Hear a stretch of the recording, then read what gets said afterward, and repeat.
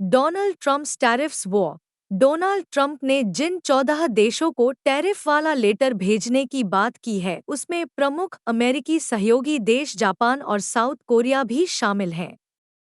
America ने 14 देशों पर नए टैरिफ लगाने का ऐलान कर दिया है और भारत का नाम उन 14 देशों में नहीं है।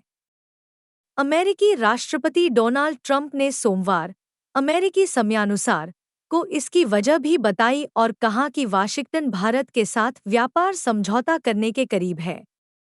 वाशिंगटन और नई दिल्ली के व्यापार वार्ताकार टैरिफ कम करने वाले व्यापार समझौते को अंतिम रूप देने पर जोर दे रहे हैं, लेकिन डेयरी और कृषि क्षेत्रों पर असहमति के कारण प्रक्रिया में देरी हो रही है। अमेरिका राष्ट्रपति ने व्हाइट हाउस में कहा, हमने यूनाइटेड किंगडम के साथ एक डील किया है, हमने चीन के साथ एक डील किया है, हम भारत के साथ एक डील करने के करीब हैं।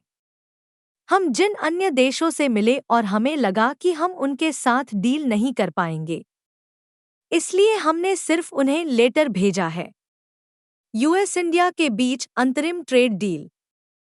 दोनों पक्ष कई मुद्दों पर आमने सामने हैं। किसी व्यापार समझौते पर पहुंचने के बीच में सबसे बड़ा रोड़ा माना जा रहा कि अमेरिका भारत के अंदर अपने डेयरी और कृषि उत्पादों पर लगने वाले टैरिफ पर रियायत मांग रहा है और इस मुद्दे पर भारत असहमत है।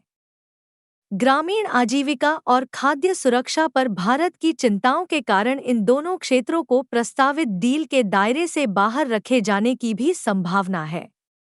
भारत की $3.9 ट्रिलियन की अर्थव्यवस्था में कृषि और उससे जुड़े क्षेत्रों का योगदान केवल 16% है, लेकिन वे देश की 140 करोड़ की आबादी के लगभग आधे हिस्से का भरण-पोषण करते हैं। यानी देश की लगभग आधी जनता अपनी कमाई के लिए कृषि क्षेत्र पर निर्भर है।